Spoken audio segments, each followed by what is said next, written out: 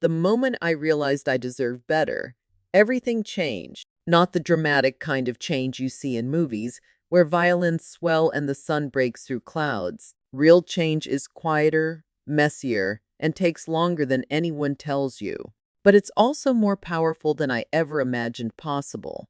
My name is Sarah, and I'm 63 years old. 3 years ago, if someone had told me I'd be sitting here today, in my own apartment that I chose and pay for myself, working a job I actually enjoy, I would have laughed bitterly. Not because I didn't want those things, but because I had forgotten they were possible for someone like me. You see, for nearly 4 decades, I had convinced myself that being needed was the same thing as being valued, that being dependent upon meant being loved, that sacrificing everything for my family made me noble, not diminished. I wore my exhaustion like a badge of honor and my silence like armor. But armor, I learned, can become a prison when you wear it too long. The kitchen incident everyone wants to hear about wasn't really about soup at all. It was about power, control, and the moment when something inside me finally said enough. But before I tell you about that day, I need to tell you about the decades that led up to it, because understanding how we get trapped is the first step to understanding how we get free. I married young, 22 years old, and convinced I knew everything about love. My husband, David, were charming, ambitious, and had big dreams about the life we'd build together. In the early years, those dreams felt shared. We'd stay up late talking about the house we'd buy, the children we'd have, the adventures we'd take when he made partner at his law firm. But somewhere along the way, our shared dreams became his dreams, and my job became making them possible. When our son Michael was born, I stepped back from my career in social work to focus on family. When David needed to work late nights and weekends, I managed everything at home. When his mother got sick, I became her caregiver. When the house needed renovating, I coordinated contractors while working part-time to help with expenses. Each sacrifice felt logical at the time. Each compromise seemed temporary. Each time I set aside my own needs, I told myself it was for the greater good of our family. I became an expert at finding reasons why everyone else's priorities came first. David's career was crucial for our financial security. Michael needed stability and attention.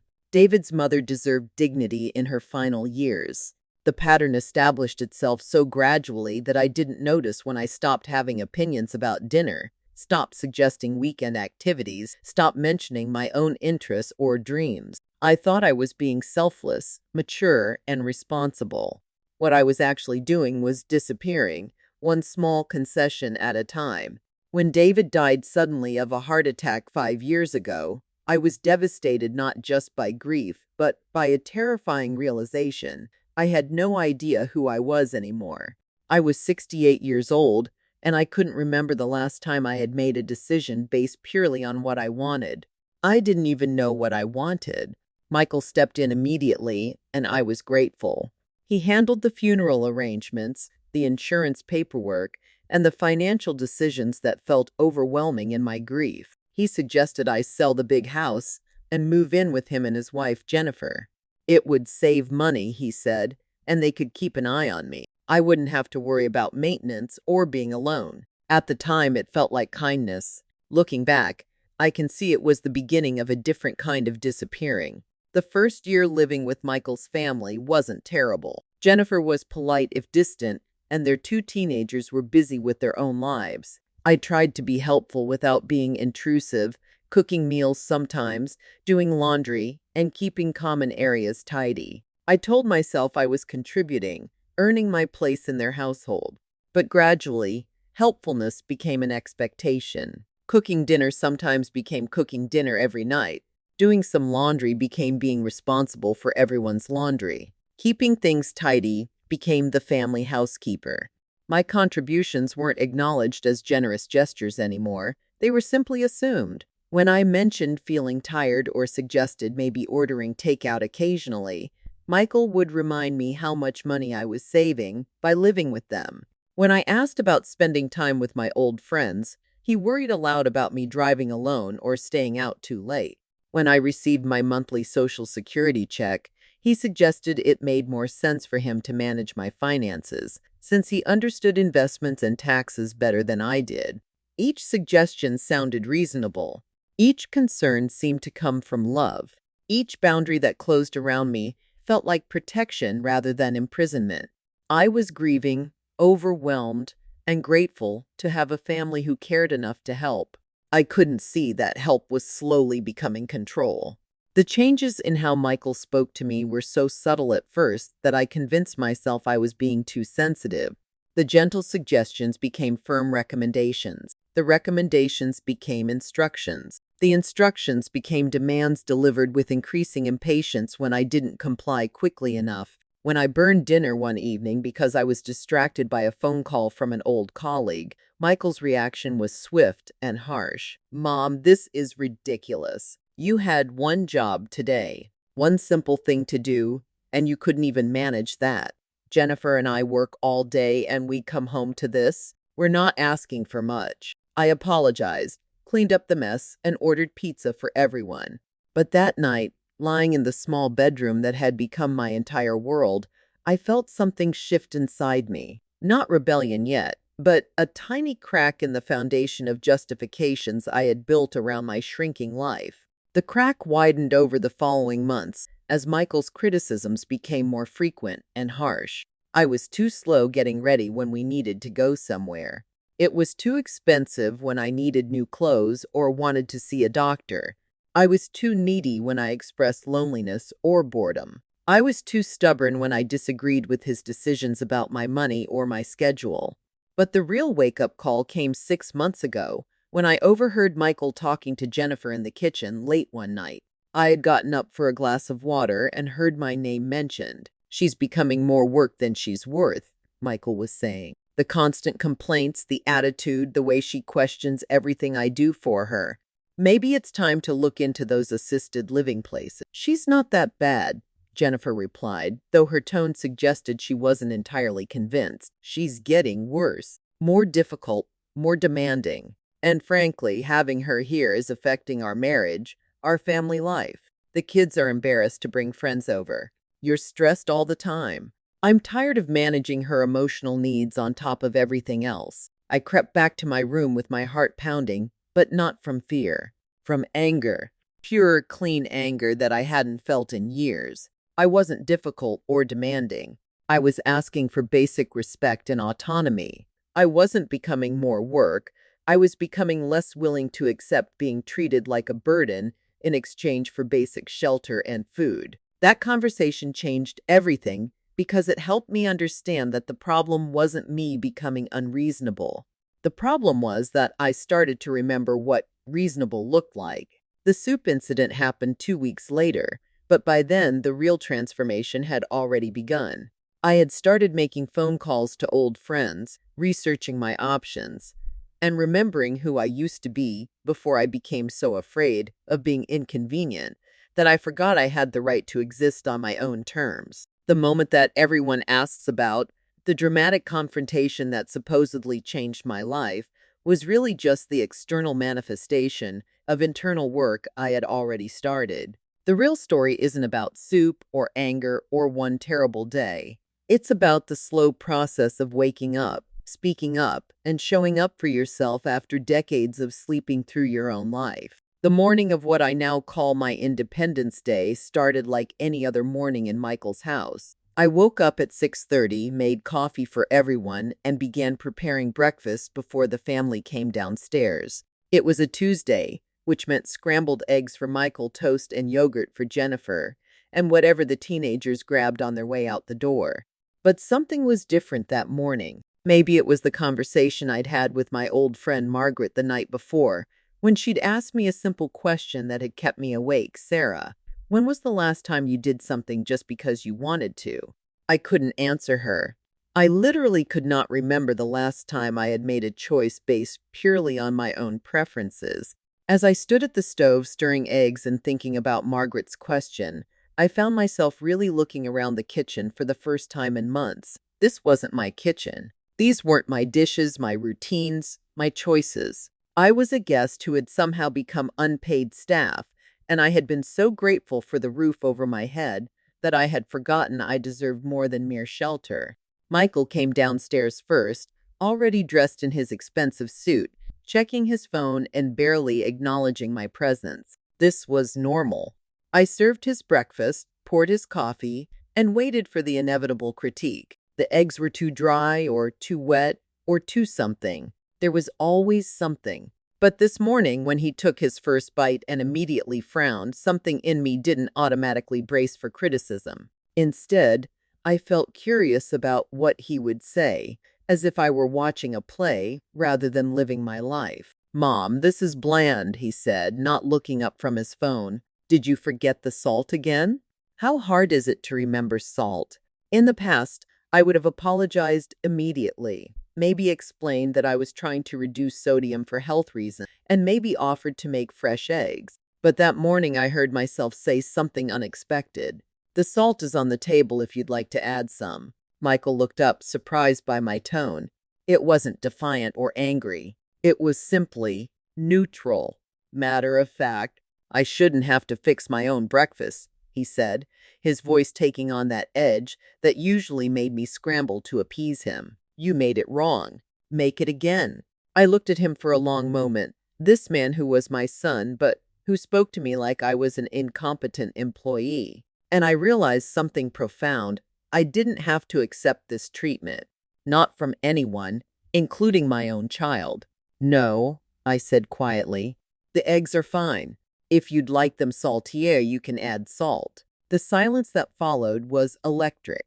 Jennifer had come into the kitchen and was watching us with wide eyes. Even the teenagers who usually ignored family drama had paused in their morning rush. Michael's face went through several emotions: surprise, confusion, and then anger. "Excuse me?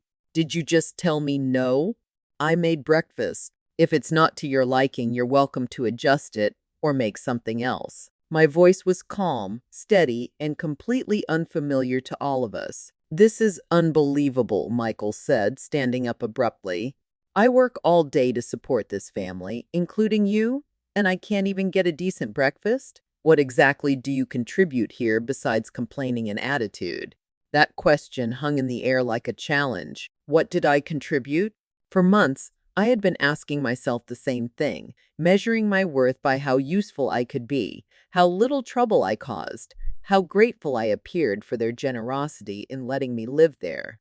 But suddenly, I saw the question differently. What did Michael contribute to my life? What did this arrangement actually give me besides a place to sleep and the daily humiliation of being treated like a burden? "I contribute plenty," I said, and for the first time in years, I meant it.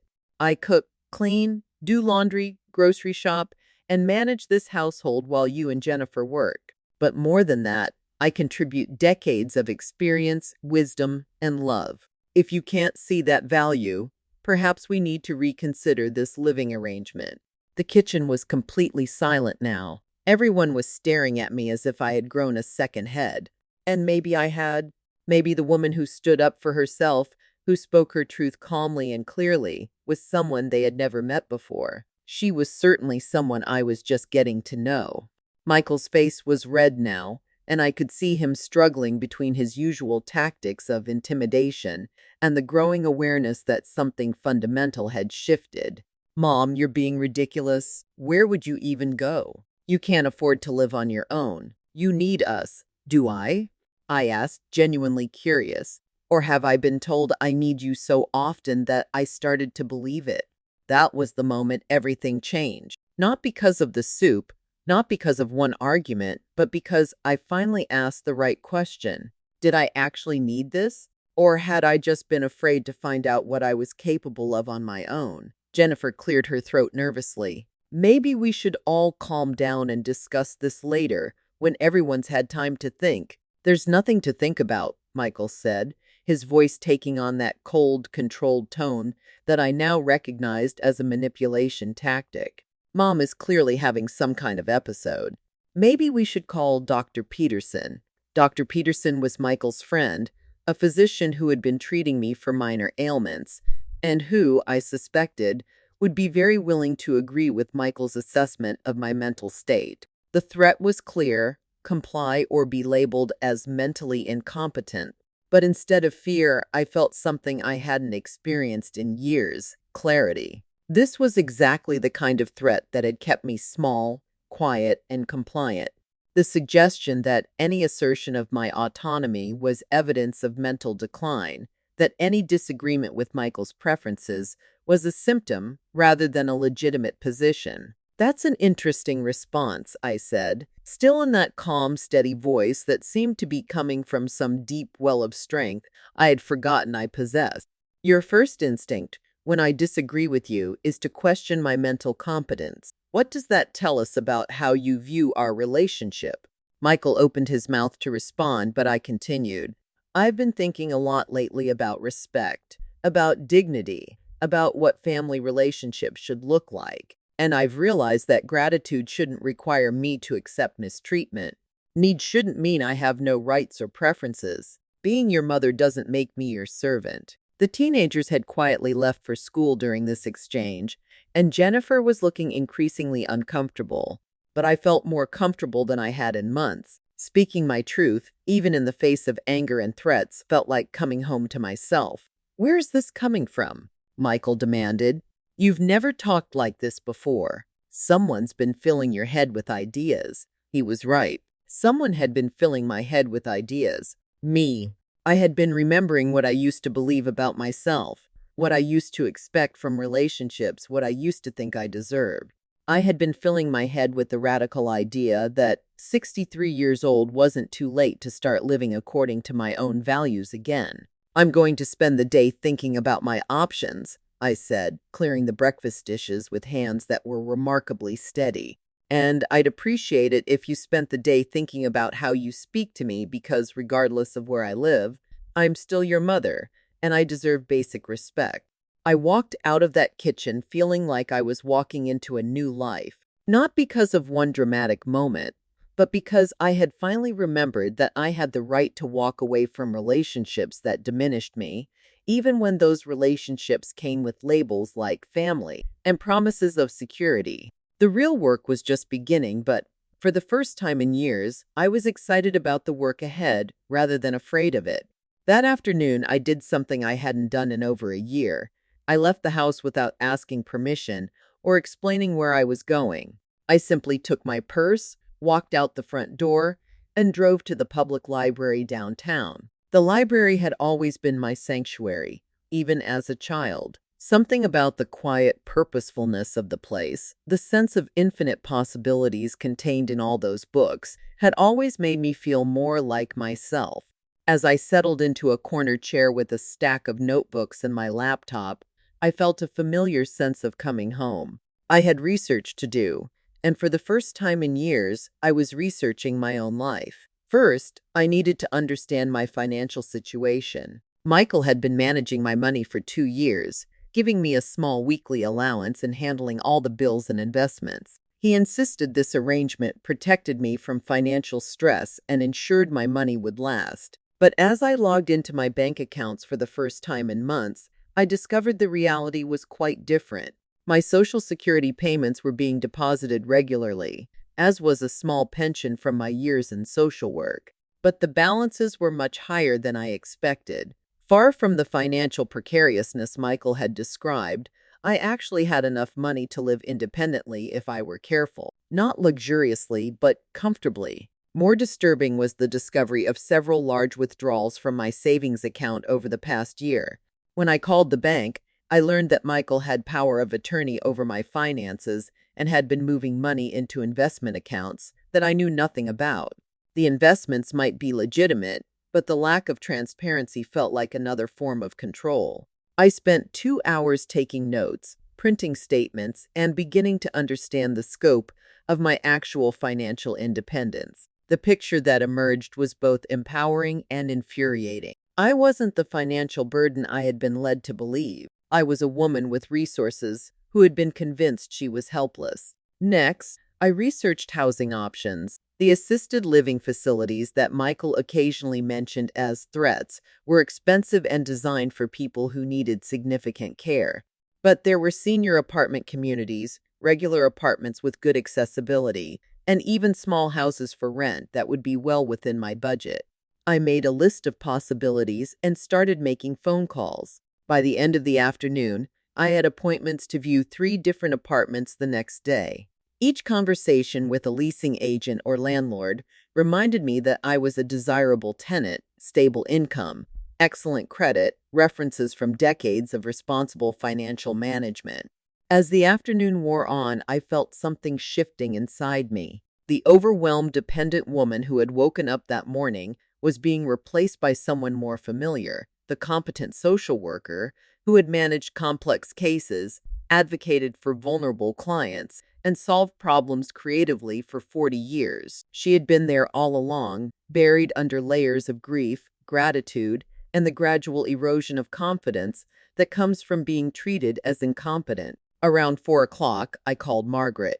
We had been friends since our children were small, and she was one of the few people who remembered who I used to be before I became defined entirely by my relationships to other people. "Sarah," she said, genuine pleasure in her voice, "I was just thinking about our conversation last night. How are you feeling today?" "Different," I said honestly. "I think I'm remembering something important about myself." "What's that?" "That I'm not actually helpless. That needing help sometimes isn't the same as being incapable. That there's a difference between being grateful and being diminished." Margaret was quiet for a moment. "What brought this on?" I told her about the morning's confrontation, about my research, about the apartments I would see tomorrow. As I talked, I could hear my own voice growing stronger, more decisive. "I'm proud of you," Margaret said finally, "but I'm also worried. How is Michael going to react when he realizes you're serious about this?" It was a good question, and one I had been avoiding. Michael's sense of identity seemed tied up in being the responsible son who took care of his aging mother. My independence threatened not just his control, but his narrative about himself. People don't give up their stories easily, especially when those stories make them feel important and necessary. "I don't know," I admitted, "but I'm more worried about what happens if I don't do this. I'm 63 years old, Margaret. If I don't reclaim my life now, when will I?" That evening, I returned to Michael's house with a new sense of purpose. I prepared dinner as usual, but with the knowledge that it might be one of the last meals I cooked in that kitchen. The routine felt different when I knew it was temporary, when I was choosing it rather than having it imposed on me.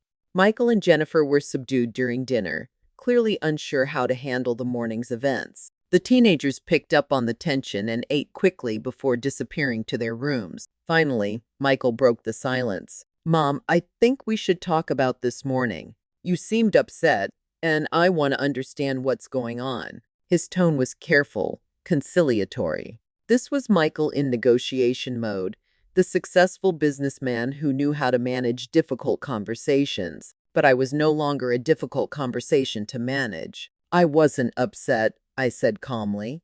"I was clear.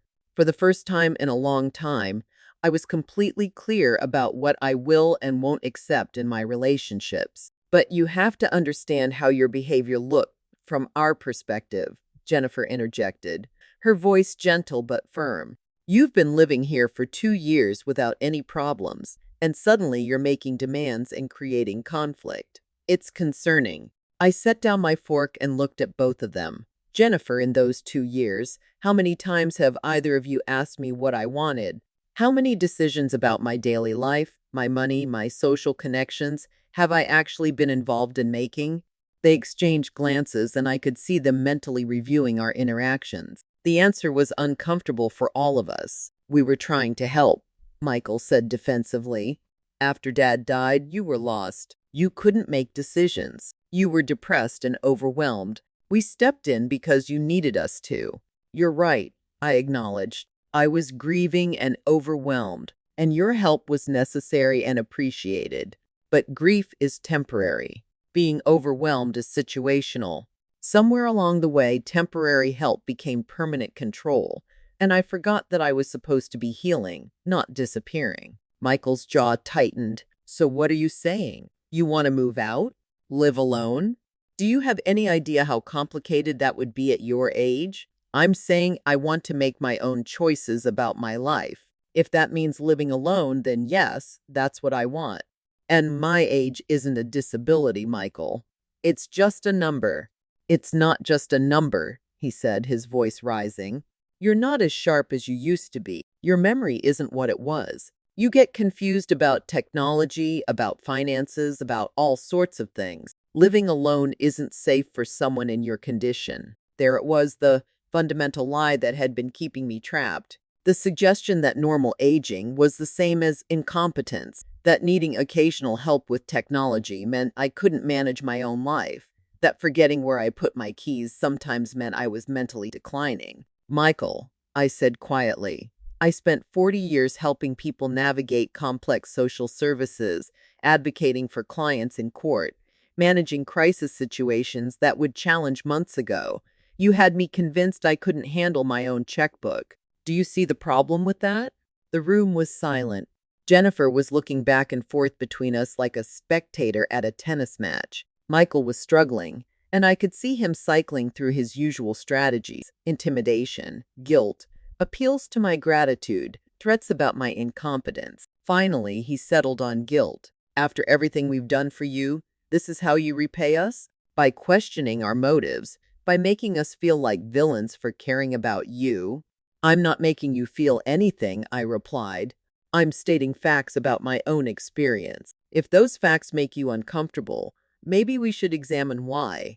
I stood up and began clearing the dishes, not because it was expected of me, but because I wanted to. The difference was subtle but profound. I've looked at apartments today, I said as I worked. I'm going to view 3 of them tomorrow. If one works out, I'd like to move within the month. The silence that followed was deafening, but it wasn't the silence of defeat. It was the silence of a woman who had finally learned the difference between being alone and being lonely, between needing help and being helpless, between gratitude and servitude. For the first time in years, I was excited about tomorrow. The next morning brought a strange mixture of anxiety and excitement that I hadn't felt since I was much younger. I dressed carefully in my best navy blue suit, the one I used to wear for important meetings when I worked in social services. Looking in the mirror, I saw glimpses of the professional woman I used to be, the one who advocated for others and solved complex problems every day. My first apartment viewing was at 9 o'clock at Sunset Manor, a senior living community about 15 minutes from Michael's neighborhood. The name had made me wince initially, but the photos online looked promising, and the rent was well within my budget. The leasing manager, Carol, was a woman about my age with kind eyes and a no-nonsense demeanor that immediately put me at ease. As she showed me around the grounds, I realized I had been expecting something institutional and depressing. Instead, I found well-maintained buildings surrounded by gardens, a community center with a library and fitness room, and residents who looked engaged and active.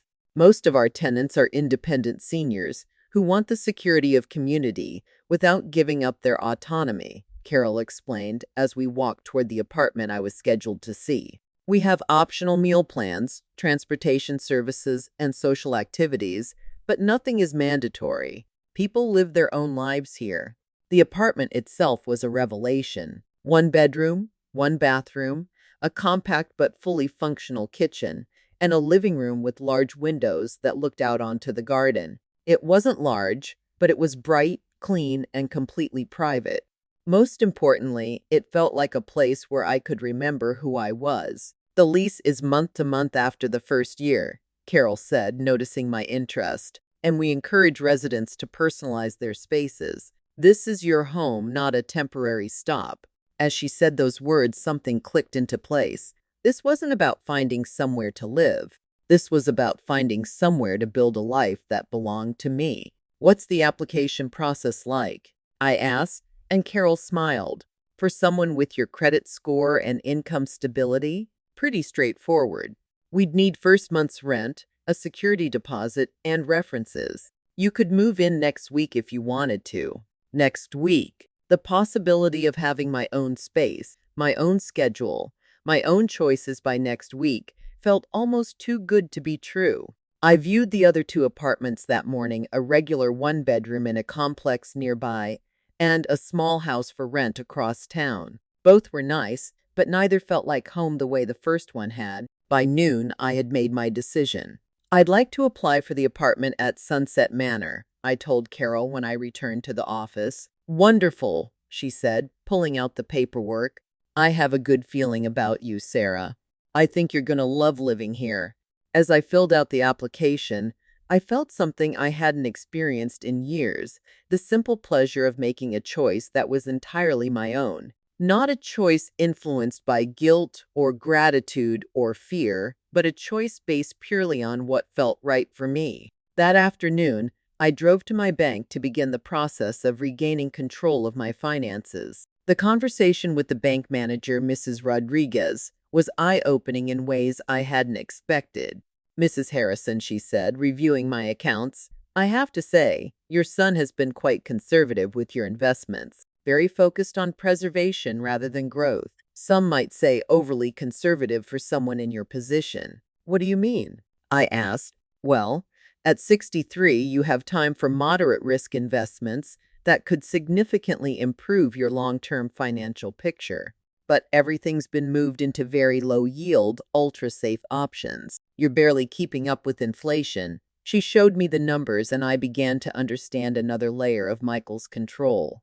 By managing my money so conservatively, he had ensured that I would always feel financially vulnerable, always dependent on his supplemental support, always grateful for his family's generosity in letting me live with them. I'd like to make some changes, I said, and I'd like to remove the power of attorney arrangement. Mrs. Rodriguez nodded professionally, but I caught a flicker of approval in her eyes. Of course, we can set up a meeting with our financial advisor to review your options. And removing the power of attorney just requires your signature and a notarized document. By the time I left the bank, I had appointments set up for the following week and a clear understanding of my actual financial situation. I wasn't rich, but I was far from the struggling dependent I had been led to believe I was. The drive home gave me time to think about how to handle the conversation with Michael and Jennifer.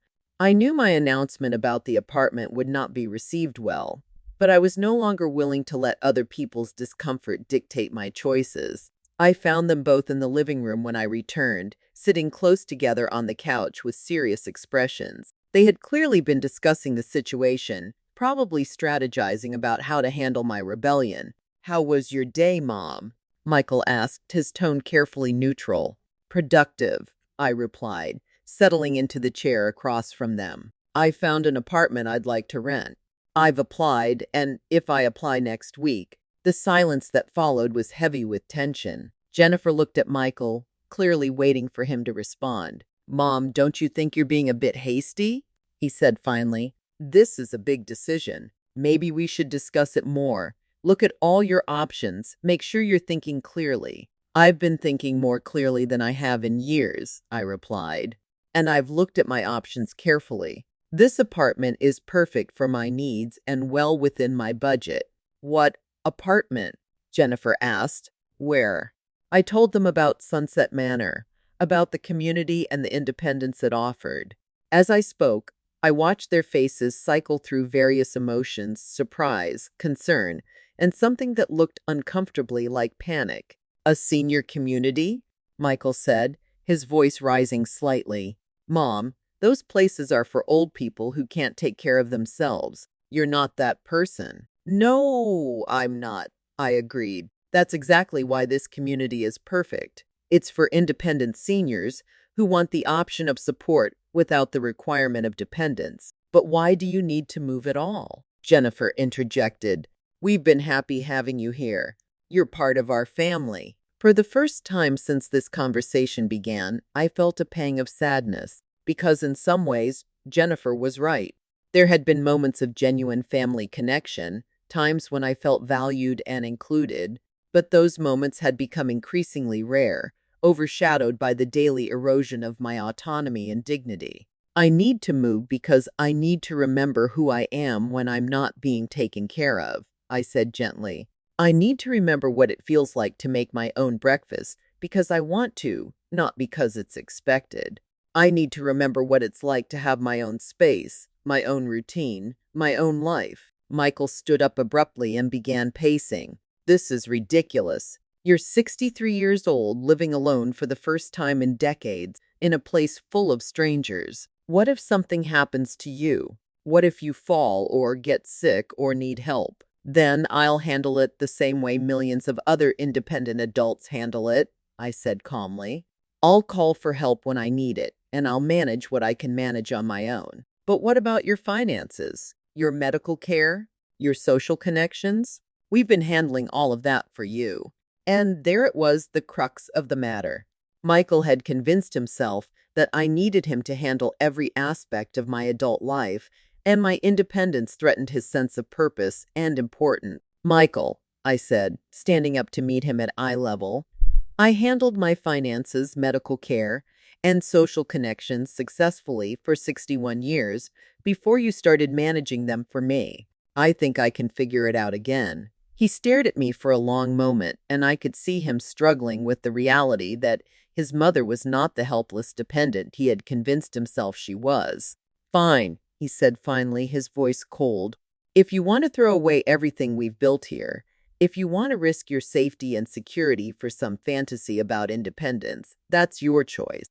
But don't come crying to us when reality hits. His words were meant to hurt, to make me doubt my decision, to pull me back into the familiar pattern of seeking his approval and avoiding his disappointment. But instead of feeling hurt, I felt something unexpected: pity. Pity for a grown man who needed his mother to be helpless to feel important. I would quietly, but Michael, the door will always be open for you to have a real relationship with me, one based on mutual respect and genuine affection, not on your need to be needed or my fear of being abandoned. That evening, as I packed my belongings in the small bedroom that had been my entire world for 2 years, I felt lighter than I had in decades. Not because leaving was easy, but because staying had become impossible. Tomorrow, I will start the process of becoming Sarah again, not Michael's mother, not David's widow, not a burden or a dependent or a grateful recipient of charity. Just Sarah with her own home, her own choices, and her own life to live. Moving day arrived with the kind of crisp autumn morning that makes everything feel possible. I had hired a small moving company to help with the few pieces of furniture I was taking my bedroom set, a comfortable reading chair, and some books and personal items that had survived the transition from my old house to Michael's and would now make the journey to my new home. The movers were efficient and kind, treating my modest belongings with care and respect. As they loaded the truck, I felt a strange mixture of loss and anticipation. I was leaving behind the security of being taken care of, but I was gaining something far more valuable: the opportunity to take care of myself again. Michael had left for work early that morning without saying goodbye. Jennifer gave me a stiff hug and wished me well, but I could see the concern in her eyes. Part of me wondered if she was worried about me, or worried about how Michael would handle my absence. You know you can always come back if things don't work out, she said, as I loaded the last of my boxes into my car. Thank you, I replied, understanding that she meant well. But I think things are going to work out just fine. The drive to Sunset Manor felt like a journey between two different versions of myself. Behind me was the woman who had spent 2 years asking permission to live her own life. Ahead was someone I was just beginning to remember, someone who made decisions, solved problems, and took responsibility for her own happiness. Carol met me at my new apartment with keys and a welcome packet full of information about community activities, local services, and emergency contacts. The space looked even better than I remembered, filled with morning light and the promise of privacy. Take your time settling in, she said warmly. And remember, I'm here if you need anything at all. Most of our new residents find their rhythm within a few weeks. As the movers arranged my furniture and I began unpacking my boxes, I made my first independent decision of the day: where to put my reading chair. I positioned it by the window where I could see the garden, a spot that would get afternoon sun for reading and morning light for coffee. It was such a small choice, but it felt revolutionary. No one else's preferences to consider, no criticism about the arrangement, no suggestions about better placement. Just my chair, positioned exactly where I wanted it, because I wanted it there. By afternoon, I had made significant progress in creating my new home. My clothes were arranged in the closet, my books were on shelves, and my few pieces of artwork were hung on the walls. The apartment was starting to feel less like a rental and more like a reflection of who I was. Around 3 o'clock, there was a knock at my door. I opened it to find a woman about my age holding a plate of cookies and wearing a friendly smile. "Hi, I'm Ruth from apartment 2B," she said. "I wanted to welcome you to the community." "Thank you. That's so kind," I replied, genuinely touched by the gesture. "I'm Sarah. Would you like to come in for coffee?" Ruth accepted the invitation, and as we sat in my living room sharing cookies and getting acquainted, I realized how long it had been since I'd had a conversation with another woman my age about anything other than family obligations or health concerns. Ruth was a retired teacher who had moved to Sunset Manor 3 years earlier after her husband passed away. She was involved in the community book club, volunteered at a local literacy program, and was learning to paint watercolors. "The thing I love most about living here," she said, "is the freedom to try new things without anyone questioning whether I'm too old or whether it's a good idea." Last month, I started taking Spanish lessons. At 71, my daughter thinks I'm being ridiculous, but I've always wanted to learn, and now I have time. Her words resonated deeply with me. When had I stopped trying new things? When had I stopped believing that age was just a number and that learning and growing could continue throughout life? "I used to work in social services," I found myself saying. "I loved helping people navigate systems, advocate for themselves, and find resources.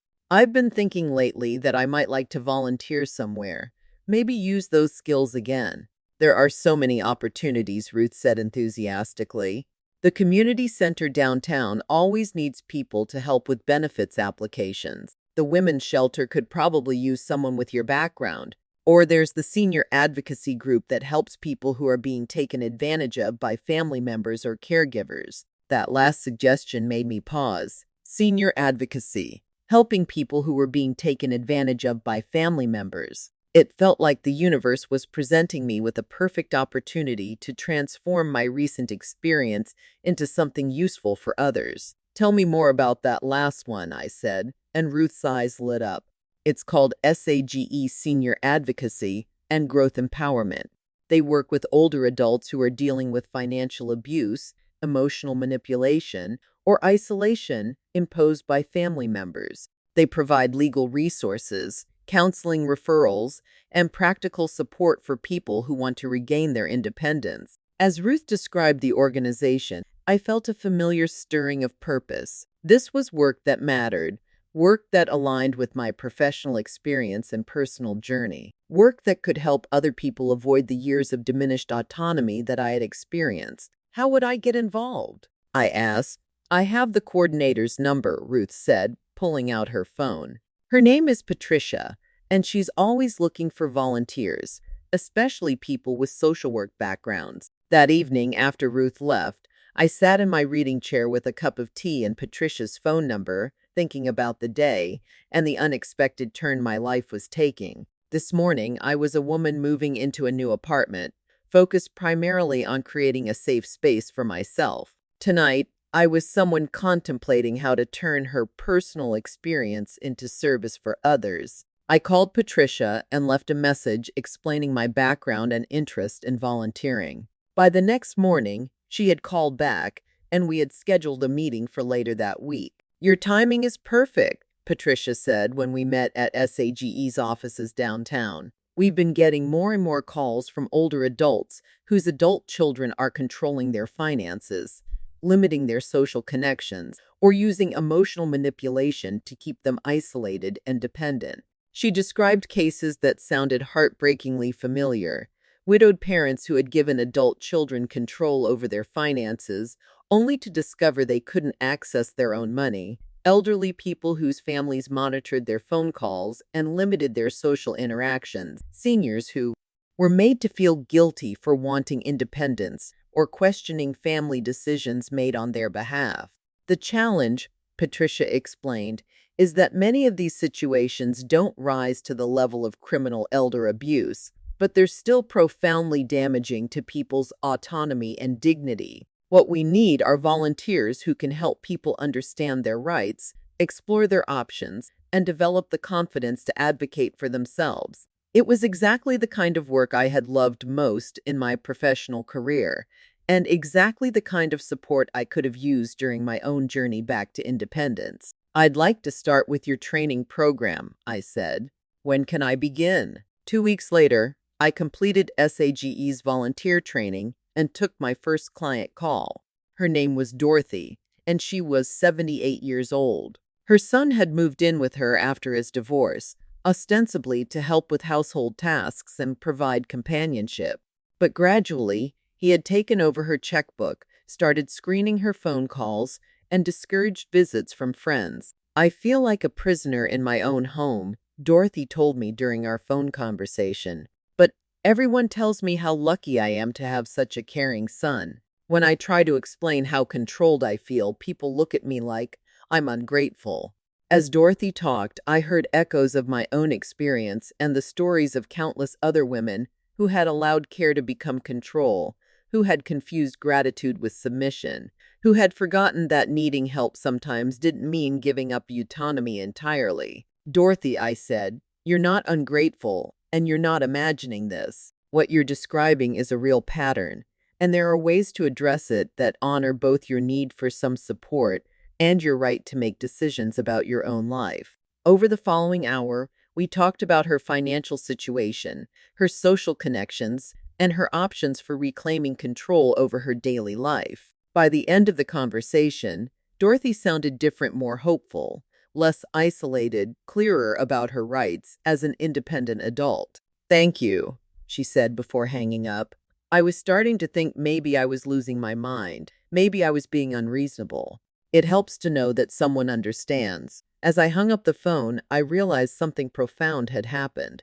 In helping Dorothy remember her worth and her rights, I had completed my own journey back to myself. The woman who had been afraid to ask for salt at breakfast had become someone who could help others find their voices. That night, I called Margaret to tell her about my new volunteer work and my conversation with Dorothy. "You sound different," Margaret said. "Stronger. More like the Sarah I remember from years ago." "I feel different," I admitted. "I feel like I'm finally using my life instead of just living it." As I prepared for bed in my own apartment, surrounded by my own choices and my own quiet, I thought about the journey that had brought me here. It hadn't been easy, and it wasn't finished. I still had moments of doubt, times when I questioned whether I was being too hard on Michael or too quick to reject his concern. But I also knew something I hadn't known a month ago. I deserved to be treated with respect. I was capable of managing my own life, and asking for help didn't require surrendering my autonomy. Most importantly, I had learned that it's never too late to remember who you are and what you're capable of becoming. 3 months into my new life at Sunset Manor, I had established a routine that felt both comfortable and energizing. My mornings began with coffee in my reading chair, watching the sunrise over the community garden. After breakfast, I would spend 2 hours volunteering with SAGE, taking calls from people who needed support navigating difficult family dynamics or reclaiming their independence. The work was challenging but deeply rewarding. Each conversation reminded me how common my experience had been, and how many older adults were struggling with the same issues I had faced. The pattern was remarkably consistent: well-meaning family members who gradually took over decision-making, financial control that started as help but became manipulation, and the slow erosion of autonomy disguised as care. But I was also learning that recovery was possible at any age, and that the skills we develop over decades of living don't disappear just because we experience grief, loss, or temporary dependence. My relationship with Michael had evolved into something more honest, but more distant. He called every few weeks, conversations that were polite but strained. He'd ask about my health, my finances, and whether I was managing okay on my own. I would share updates about my volunteer work, my new friendships, and my growing comfort with independent living. "You sound different, Mom," he said during one of these calls. "More. I don't know. Stubborn, maybe. Not stubborn, I replied, just clearer about what I will and won't accept in my relationships. There would be long pauses in these conversations, spaces where we both seemed to be waiting for the other person to bridge the gap between us. But I had learned that some bridges can only be built with mutual respect, and Michael wasn't ready for that kind of construction project yet.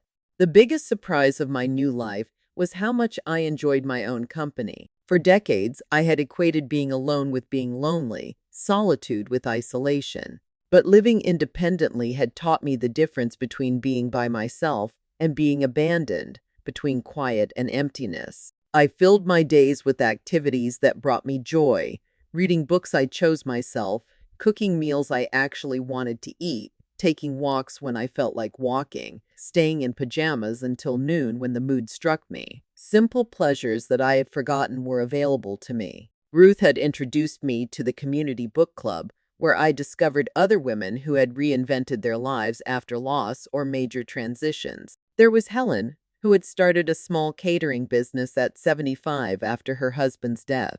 Maria, who had gone back to college at 68 to finish a degree she had abandoned when her children were young. Janet, who had taken up hiking and was planning a solo trip to the Grand Canyon at age 72.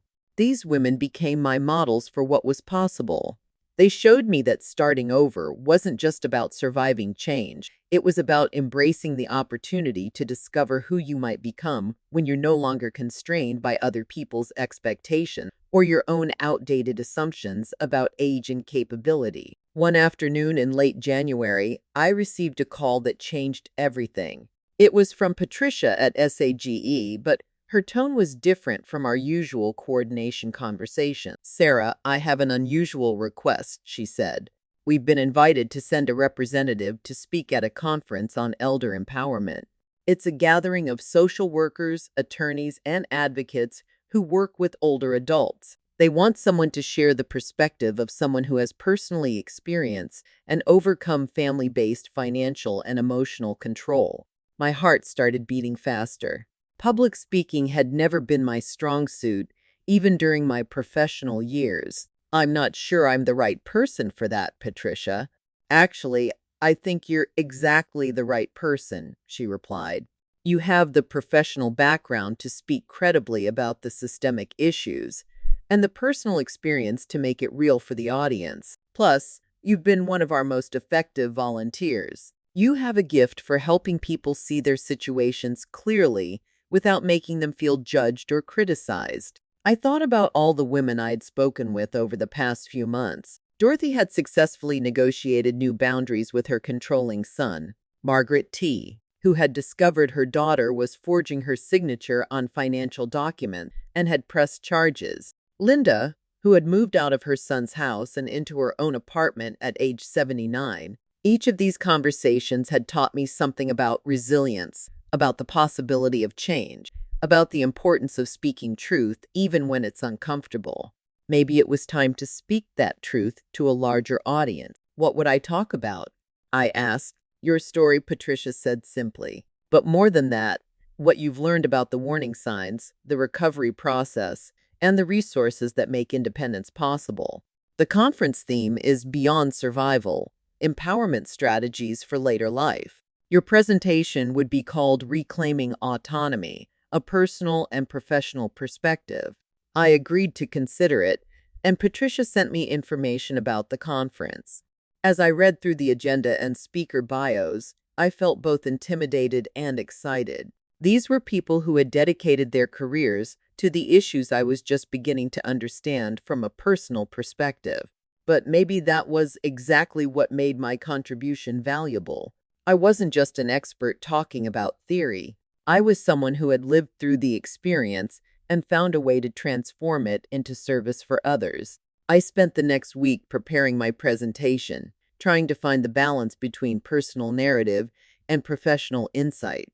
I talked about the gradual nature of how control develops in family relationships, the way financial management can become financial manipulation, and the difference between supporting someone and making decisions for them. But I also talked about recovery, about the possibility of reclaiming autonomy at any age, about the resources available for people who want to rebuild independent lives, and about the importance of community support during the transition. The night before the conference, I called Margaret to talk through my nervousness. I keep thinking about all the things that could go wrong, I admitted. What if I forget what I want to say? What if the audience doesn't connect with my story? What if I'm not professional enough for this setting? Margaret was quiet for a moment. Sarah, do you remember when you used to present cases to the review board at the social services office? I did remember. Part of my job had involved advocating for clients in complex situations, presenting their cases to supervisors and administrators who would make decisions about services and support. You were always nervous before those presentations, too, Margaret continued.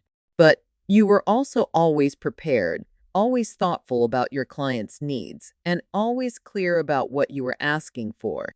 This isn't different. You're advocating for a population of people who need support, and you're asking for professional understanding and better resources. She was right. This presentation was just another form of advocacy, another way of using my voice to help people who might not be able to speak for themselves yet. The conference was held at a hotel downtown, in a large ballroom filled with social workers, attorneys, healthcare providers, and other professionals who worked with older adults. As I looked out at the audience before my presentation, I felt the familiar pre-speaking anxiety, but also something else, purpose.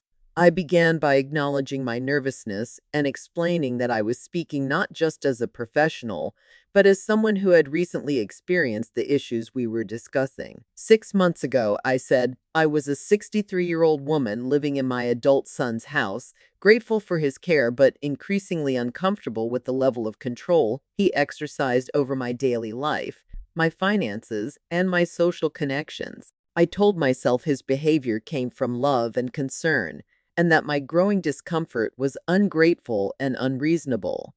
I could see people in the audience leaning forward, engaged by the personal nature of the story. Today, I live independently, manage my own finances, volunteer with SAGE, helping other older adults navigate similar situations, and have a clear understanding of the difference between receiving support and surrendering autonomy. The journey between those 2 points taught me lessons I want to share with you today. For the next 20 minutes, I talked about warning signs that families and professionals should watch for, resources that can help people reclaim independence, and the importance of believing older adults when they express concerns about their autonomy being compromised. But most importantly, I talked about the possibility of change. Recovery from family-based financial and emotional abuse is possible at any age, I said, but it requires support, resources, and professionals who understand that independence isn't just about safety and security. It's about dignity, choice, and the fundamental right to make decisions about our own lives. When I finished speaking, the applause was warm and sustained. During the question period, several people shared their own experiences working with clients in similar situations, and I realized that my story had given them language for understanding cases they had struggled with. After the presentation, a woman about my age approached me. "Thank you," she said simply. "I'm dealing with something similar with my daughter." I thought I was losing my mind. "Your talk helped me understand that I'm not crazy. I'm just controlled." As I drove home from the conference that evening, I felt a sense of completion that I hadn't expected. I had taken my most painful experience and transformed it into something that could help others. I had used my voice to advocate for people who were struggling to find theirs. But more than that, I had proven to myself that reinvention was possible, that growth didn't stop at any particular age, and that the skills and wisdom we accumulate over decades could be channeled into new purposes and new forms of service. 6 months ago, I had been a woman who couldn't ask for salt on her eggs. Tonight, I was someone who could stand in front of professionals and speak truth about difficult topics, someone who could transform personal pain into professional insight, someone who had learned that survival and empowerment weren't just possible, they were choices available at any stage of life. Spring arrived early that year, and with it came unexpected growth opportunities. The success of my conference presentation had led to several speaking invitations, and SAGE had asked me to help develop a training program for professionals who work with older adults experiencing family-based control and manipulation. The training program was particularly close to my heart because it addressed something I had noticed in my volunteer work. Many well-meaning professionals inadvertently reinforced the problem by assuming that family involvement was always beneficial, that older adults who complained about their children's behavior were being difficult or ungrateful, or that dependence was a natural and inevitable part of aging. The challenge, I explained to the group of social workers I was training, is learning to distinguish between appropriate family support and inappropriate family control. Both can look very similar from the outside, but the experience for the older adult is completely different. I had developed a framework for assessment that I called the ERESPECT model: rights acknowledged, expectations reasonable, self-determination supported, personal preferences honored, economic autonomy maintained, choice preserved, and trust built through transparency. When families respect these principles, I told the training participants, support enhances independence. When they don't, support becomes a tool for control, even when everyone has good intentions. The social workers in my training sessions were engaged and thoughtful, asking questions that challenged me to think more deeply about the issues. Many shared cases from their own experience that illustrated the complexity of family dynamics and the difficulty of determining when intervention was necessary. One social worker named James raised a particularly important point during a session in April. But what about situations where the older adult really does have cognitive decline or safety concerns? How do we balance respect for autonomy with genuine protection needs? It was a question I had wrestled with myself, both professionally and personally. The answer, I had learned, wasn't simple, but it was important. The key is proportional response, I explained. Support should match the actual level of need, not the family's anxiety level. Someone who occasionally forgets where they put their keys doesn't need to have all financial decisions made for them. Someone who has trouble with technology doesn't need to have their social connections monitored. I shared the story of one of my SAGE clients, Robert, whose daughter had convinced him to give her power of attorney after he was hospitalized for a minor heart episode. Within 6 months, she had moved him into her house, sold his car, and was making all his medical and financial decisions. Robert's cardiologist said he was doing well and could live independently with regular checkups, I told the group. But his daughter's fear of something happening to him led her to eliminate his independence. When Robert called us, he wasn't asking for help with his heart condition. He was asking for help getting his life back. The case had taken months to resolve, involving family mediation, legal consultation, and careful documentation of Robert's capacity to make his own decisions. But eventually, Robert had moved back to his own apartment with appropriate support services, regained control of his finances, and rebuilt his independence. The outcome wasn't just better for Robert, I explained. It was better for his relationship with his daughter. When she no longer felt responsible for managing every aspect of his life, they could go back to being family members who enjoyed each other's company rather than caregiver and patient. These training sessions energized me in ways I hadn't expected. Teaching other professionals how to recognize and address these issues felt like multiplying my impact, creating ripple effects that could help far more people than I could reach individually. But the work also brought me face to face with the reality that my own situation, while resolved, was not unique. Every week, I heard stories from other older adults who were struggling with the same dynamics I had experienced: adult children who equated love with control, families who confused helping with taking over, and older adults who had forgotten that needing some assistance didn't mean surrendering all autonomy. In May, I received a phone call that brought my personal and professional worlds together in an unexpected way. It was Jennifer, Michael's wife, and she sounded distressed. "Sarah, I hope it's okay that I'm calling you," she said. "I know things have been difficult between you and Michael, but I need to talk to someone, and I think you might understand." I was surprised by the call, but curious about what had prompted it. Jennifer and I had never had a close relationship, but we had always been cordial. "Of course," I said. "What's going on?" "It's Michael," she said, and I could hear tears in her voice. He's doing to me what he did to you. The financial control, the constant criticism, the way he makes me feel like I can't do anything right. I didn't understand it when it was happening to you, but now I see it clearly."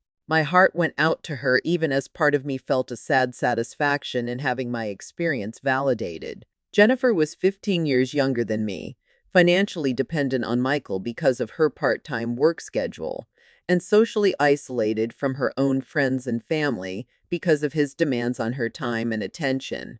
"I keep thinking about the things he said about you," Jennifer continued, "how you were being unreasonable, how you didn't appreciate everything he was doing for you. I defended him because I thought the family should stick together.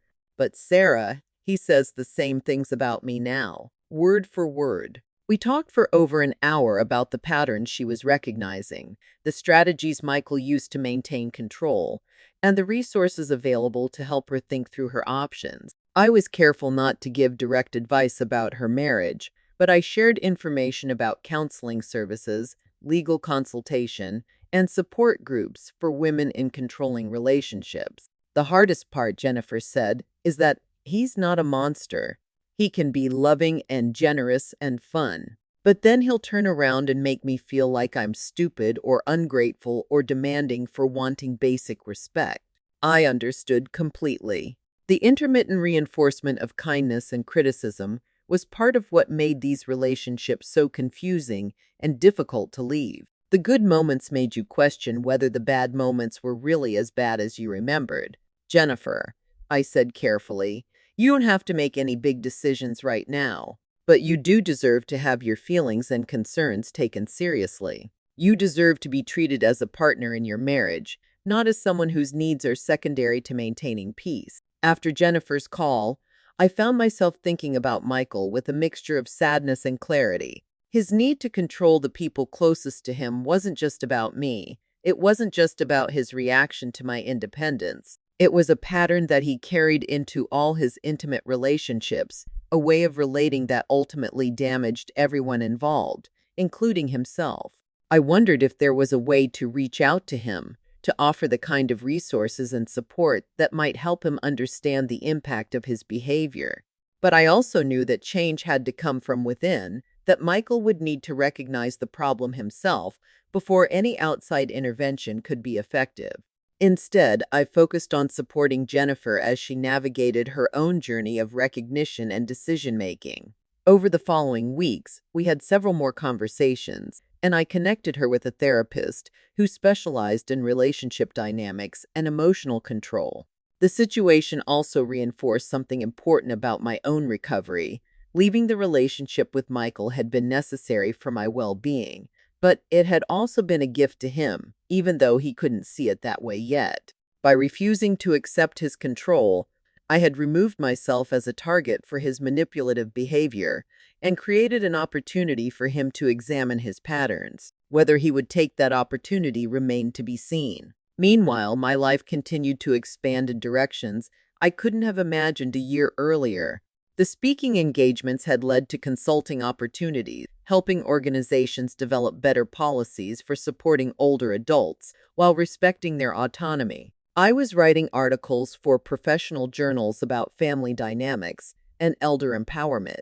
I had even been approached about co-authoring a book about recovery and resilience in later life. Each of these opportunities felt like validation, not just of my personal journey, but of the idea that our most difficult experiences could become our greatest sources of contribution to others. The pain of feeling controlled and diminished had been transformed into expertise that could help prevent others from experiencing the same diminishment.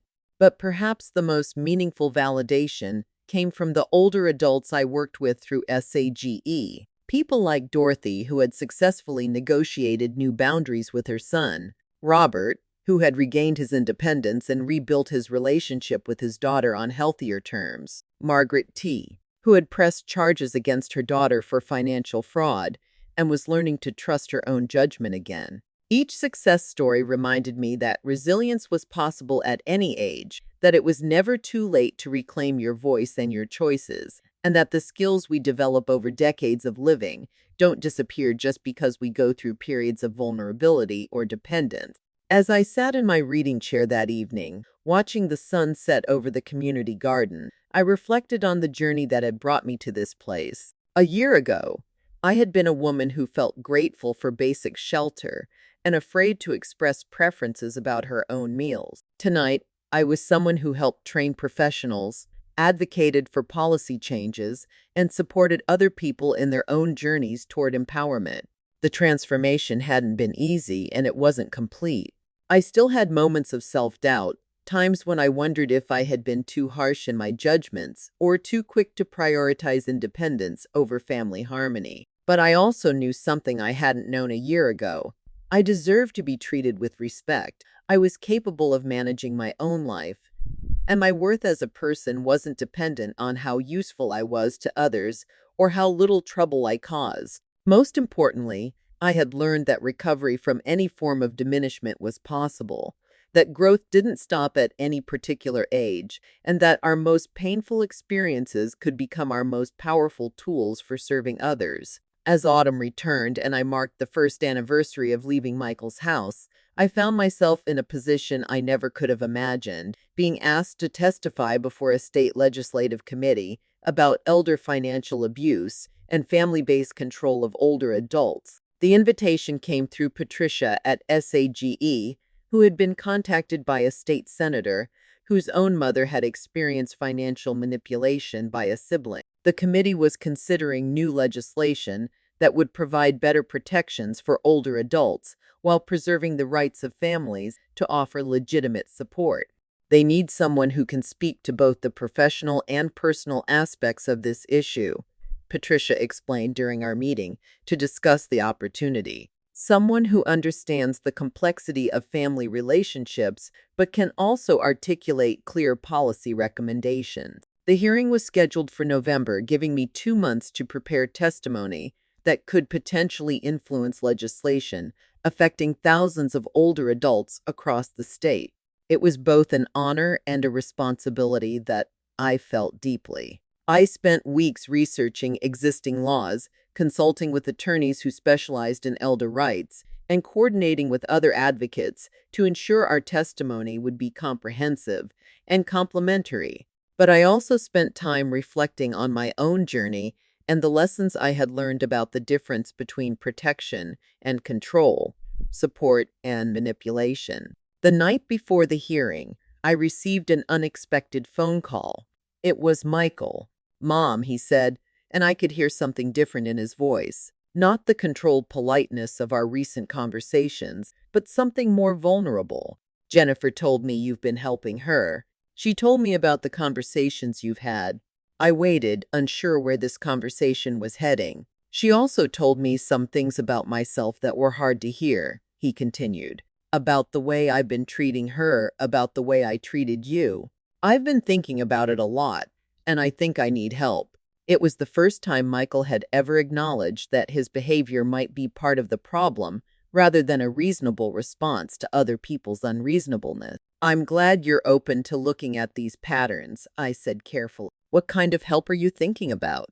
"Jennifer found a therapist who works with people who have control issues in relationships. She says she'll go to couples counseling with me, but only if I also do individual work on understanding why I need to control everything and everyone around me." I felt a mixture of hope and caution. Michael had always been skilled at saying what people wanted to hear when it served his purposes, but something in his tone suggested this might be different. "That sounds like a good start," I said. "Change is possible, Michael, but it requires genuine commitment to understanding not just what you're doing, but why you're doing it." "I know," he said quietly. "And Mom, I owe you an apology. Not just for the way I spoke to you or treated you, but for convincing myself that I was helping when I was actually hurting. I told myself I was protecting you, but I was really controlling you. I can see that now." It was the acknowledgement I had waited over a year to hear, but receiving it felt more complex than I had expected. Part of me wanted to immediately forgive, to rebuild our relationship, to return to some version of the closeness we had shared before things became toxic.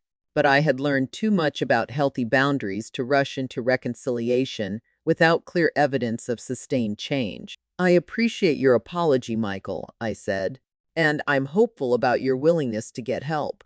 But I need you to understand that rebuilding trust will take time. I need to see consistent changes in how you relate to people, not just acknowledgement that changes are needed. I understand, he said. I don't expect you to trust me right away. I just wanted you to know that I'm finally seeing what Jennifer and probably a lot of other people have been trying to tell me for years. After we hung up, I sat with the complexity of emotions his call had stirred up.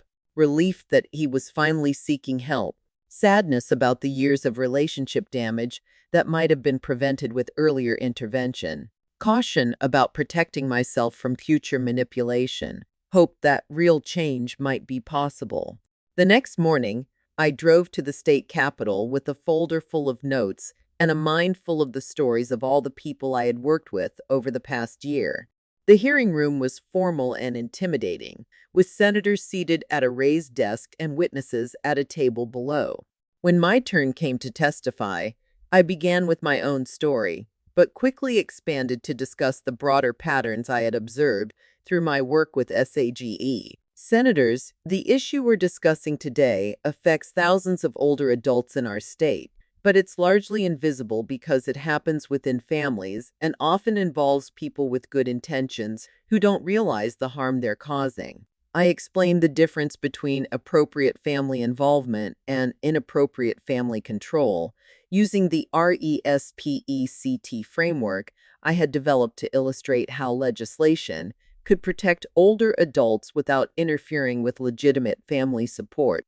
The goal, I told the committee, should be to preserve the autonomy and dignity of older adults while recognizing that some people do need assistance with certain aspects of their lives. The key is ensuring that assistance is proportional to actual need, transparent in its implementation, and respectful of the older adult's preferences and values. I recommended specific changes to existing laws, requirements for transparency in financial management, regular review of power of attorney arrangements, accessible processes for older adults to regain control of their affairs, and training for professionals who work with families in crisis.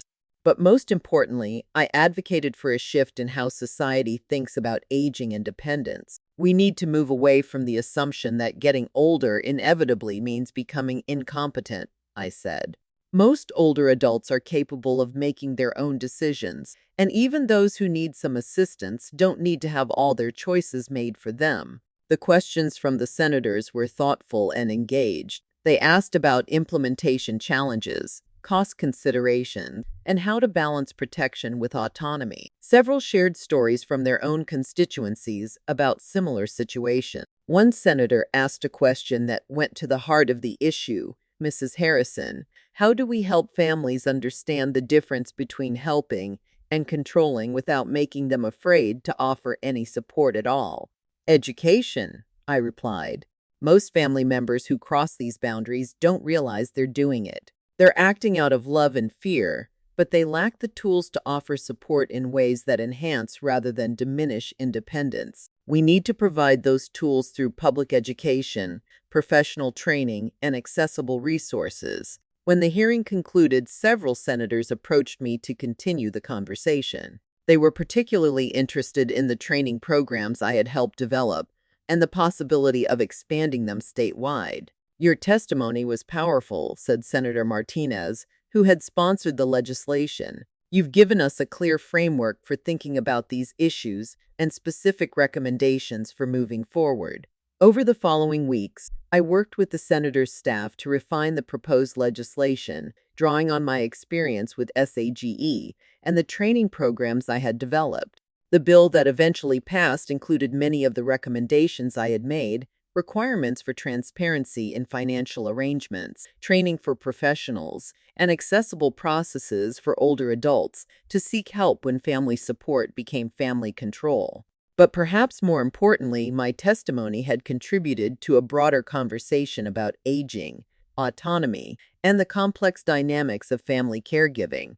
I began receiving speaking invitations from organizations across the country, requests to consult on similar legislation in other states, and inquiries about developing training programs for professionals working with older adults. The book project I had been considering became more concrete as well. My co-author, Dr. Rebecca Chen, was a gerontologist who specialized in family dynamics and elder empowerment. Together, we began outlining a book that would combine research on family-based elder abuse with practical guidance for older adults, families, and professionals. "Your story is important," Rebecca told me during one of our planning meetings, "but it's not unique. What makes it powerful is how you've transformed your experience into tools that can help others avoid or escape similar situations." As we worked on the book outline, I reflected on how much my life had changed since that morning when I had refused to add salt to Michael's eggs. That moment of quiet resistance had been the beginning of a journey that led to professional recognition, meaningful work, and a sense of purpose I hadn't felt since my early career in social work. But the most significant change wasn't external. It was internal: the recovery of my sense of worth, the reclamation of my voice, and the understanding that respect and autonomy aren't luxuries to be grateful for, but rights to be protected and preserved. The holiday season approached with a different feeling than it had carried in recent years. Instead of anxiety about family dynamics and walking on eggshells to maintain peace, I felt calm and centered. I had invitations to spend time with Ruth and other friends from Sunset Manor, opportunities to volunteer at community events, and the option to visit with Michael and Jennifer if their therapy progress made that feel appropriate. For the first time in years, my holiday plans were based on my own preferences rather than other people's expectations or my fear of disappointing family members. It was a small thing, perhaps, but it represented everything I had worked to reclaim: the right to make choices about my own life based on what brought me joy and fulfillment. The year had been full of unexpected developments and opportunities I couldn't have imagined when I first moved into my small apartment. But the foundation of everything good that had happened was the same: the decision to believe I deserved better treatment and the courage to act on that belief. Recovery from family-based control isn't just about leaving unhealthy relationships. It's about rebuilding your sense of self, reclaiming your voice, and remembering that your worth isn't dependent on other people's approval or your usefulness to their agenda. It's about understanding that needing help sometimes doesn't mean surrendering all autonomy, and that age brings wisdom and experience that should be respected, not dismissed. Most importantly, it's about recognizing that it's never too late to start over, to set new boundaries, to pursue new purposes, and to create a life that reflects your values rather than other people's convenience. 2 years after leaving Michael's house, I found myself preparing for what would be one of the most meaningful events of my professional life: the launch of our book, Reclaiming Later Life, A Guide to Family Dynamics, Elder Empowerment, and Healthy Independence. Dr. Rebecca Chen and I had spent 18 months collaborating on the project, combining research-based insights with practical guidance and real stories from the older adults I had worked with through SAGE. The book addressed the complex intersection of family love and family control, providing frameworks for families who wanted to offer support without diminishing autonomy, and resources for older adults who needed help navigating difficult family dynamics. The launch event was being held at the main library downtown, the same place where I had done my first research into independent living options. The symmetry felt meaningful, returning to the place where I had begun to reclaim my own life, now as someone who could help others do the same. As I prepared my remarks for the launch, I thought about all the people whose stories had contributed to the book. Dorothy, who had successfully renegotiated her relationship with her controlling son and was now living independently while maintaining regular, respectful contact with him. Robert, whose daughter had learned to offer support without taking over decision-making, leading to a stronger relationship built on mutual respect rather than dependence. There was also Jennifer, who had completed 6 months of couples therapy with Michael and reported significant improvements in their relationship dynamic. Michael's individual therapy had helped him understand that his need to control others came from his own anxiety about uncertainty and his belief that being needed was the same as being loved. He's learning to find other ways to feel important in relationships, Jennifer had told me during one of our periodic check-ins, ways that don't require me to be helpless or dependent. Their progress wasn't linear, and Jennifer was clear that rebuilding trust would be an ongoing process. But the changes were substantial enough that she had decided to stay in the marriage while maintaining clear boundaries about how she would and wouldn't be treated.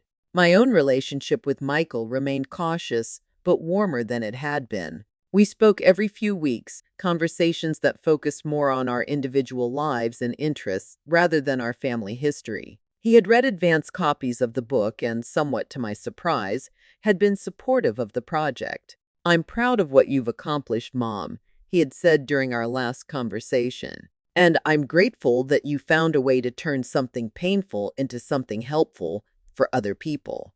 It wasn't a complete reconciliation, but it was progress toward a relationship based on mutual respect rather than control and compliance. The evening of the book launch, the library's community room was filled with social workers, attorneys, healthcare providers, and older adults from across the metropolitan area. Ruth and several other friends from Sunset Manor had come to support me, along with Patricia and other colleagues from SAGE. But the most meaningful presence was Margaret, my longtime friend who had asked the simple question that started my journey toward independence. "When was the last time you did something just because you wanted to?" "Look at you now," Margaret said as we hugged before the event began. "Writing books, changing laws, helping people across the country.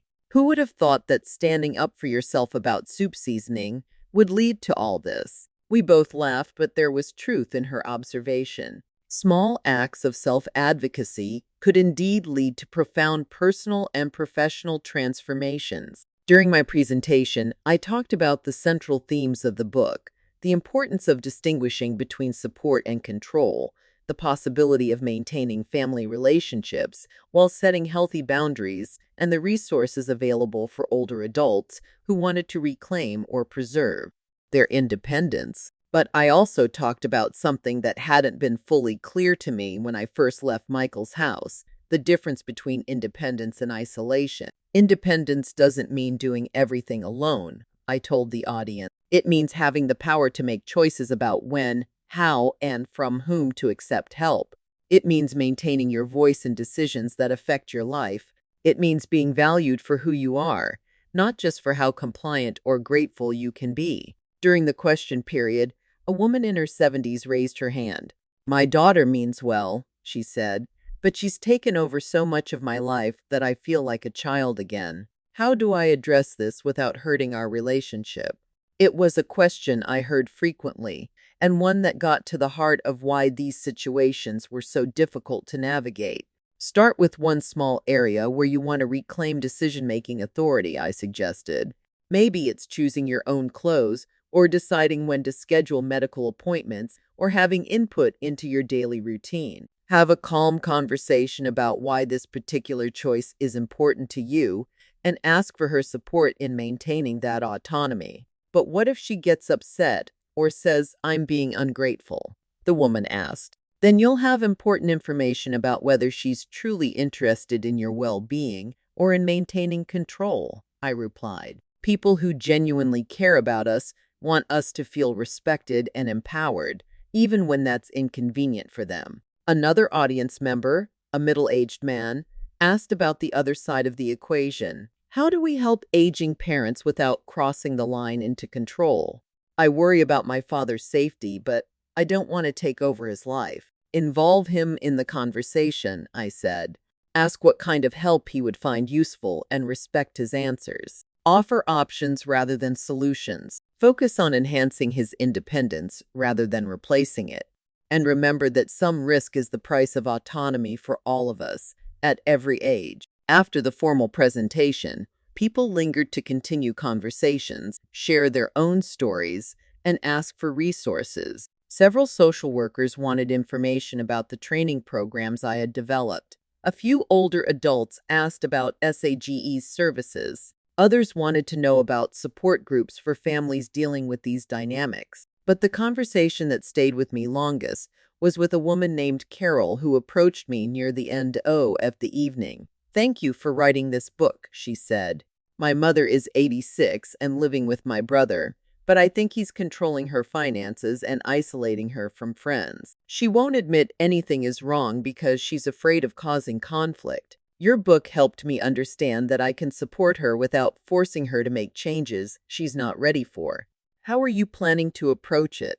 I asked. Slowly, Carol said, "I'm going to start by just maintaining regular contact with her, letting her know she has options, and providing information about resources without pressuring her to use them." The book helped me understand that change has to come from within, but support from outside can make it possible.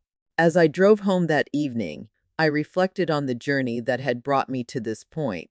2 years ago, I had been a woman who felt grateful for basic shelter and afraid to express preferences about meals. Tonight, I was someone whose words and ideas were helping people across the country navigate some of the most difficult challenges of later life. But the external recognition and professional success weren't the most important changes. The most important change was internal: the recovery of my sense of worth, the reclamation of my voice, and the understanding that I deserved to be treated with respect, regardless of my age, my need for occasional assistance, or my relationship to the people offering that assistance. The book launch represented more than professional achievement. It represented the transformation of personal pain into social contribution, the evolution of survival into empowerment, and the recognition that our most difficult experiences could become our most powerful tools for service. Over the following weeks, as reviews of the book appeared and speaking invitations continued to arrive, I was struck by how many people resonated with the themes we had explored. The response confirmed what I had learned through my work with SAGE. Family-based control of older adults was far more common than most people realized, and the need for resources and support was enormous. But I was also struck by the stories of positive change that people shared. Adult children who had recognized their controlling behavior and worked to modify it.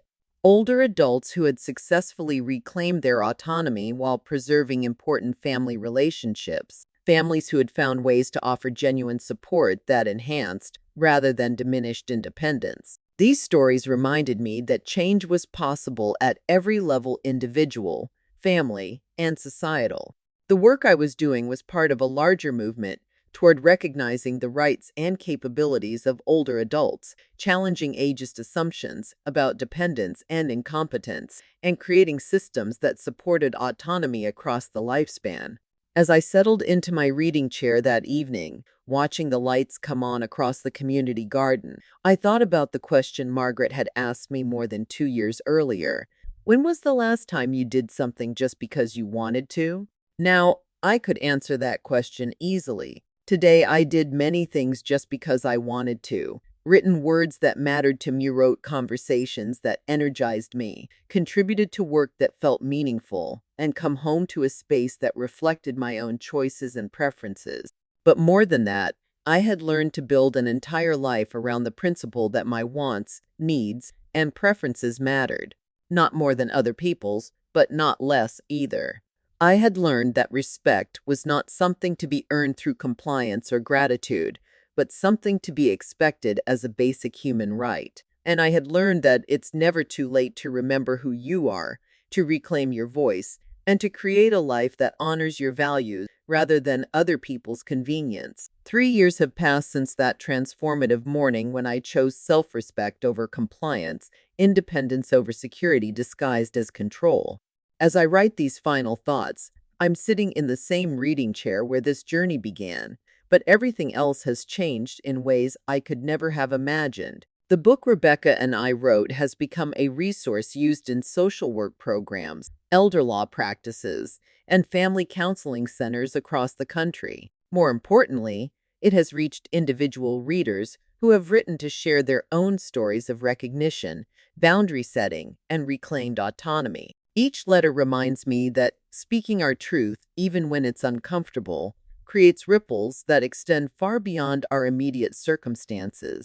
SAGE has expanded significantly, and I now coordinate a team of volunteer advocates who provide support to older adults navigating difficult family dynamics. The training programs I developed have been adopted by organizations in 12 states, and requests continue to arrive for consultation on elder empowerment initiatives. But the professional recognition, while meaningful, isn't what drives me to continue this work. What drives me are the phone calls from people like Margaret T., who successfully pressed charges against her daughter for financial fraud and rebuilt her independence at age 78, or Robert, who reconciled with his daughter after she learned to offer support without taking control, or the dozens of other people who have discovered that asking for help doesn't require surrendering all decision-making authority. My relationship with Michael continues to evolve slowly but positively. His commitment to therapy has been consistent, and the changes in how he relates to both Jennifer and me have been substantial. We still don't see each other frequently, but when we do, our interactions are based on mutual respect rather than control and compliance. Last month, he called to thank me for something I had never expected him to acknowledge. "Mom, I realize now that leaving my house was the best thing you could have done for both of us," he said. "If you had stayed and just accepted how I was treating you, I never would have been forced to look at my behavior. Your independence made my growth possible." It was a profound recognition that sometimes the most loving thing we can do for someone is refuse to enable their unhealthy patterns, even when that refusal causes temporary pain or conflict. Jennifer and I have developed our own friendship, separate from her relationship with Michael. She has returned to school to complete a master's degree in counseling, inspired partly by her own experience with relationship control and recovery. Her goal is to work with women who are navigating difficult family dynamics, continuing the ripple effect of transformation that began with one woman choosing to value herself enough to demand better treatment. The legislative work continues as well. The bill I helped craft has been passed in 6 additional states, providing better protections for older adults while preserving the rights of families to offer legitimate support. I've testified before committees in 4 state legislatures and provided consultation to advocacy organizations working on similar initiatives nationwide. Each of these activities feels like a natural extension of the choice I made that morning, 3 years ago. The choice to believe I deserved respect, to trust my own perceptions, to value my autonomy even when others question my judgment. But perhaps the most significant change is the simplest one.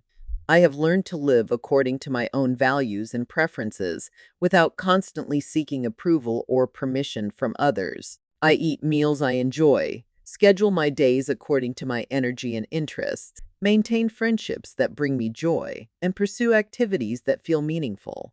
These may sound like small things, but for someone who spent years asking permission to exist authentically in her own life, they represent a revolution. The community at Sunset Manor has become a chosen family of sorts. Ruth and I take weekly walks and share books that challenge our thinking. Helen and I volunteer together at the Literacy Center.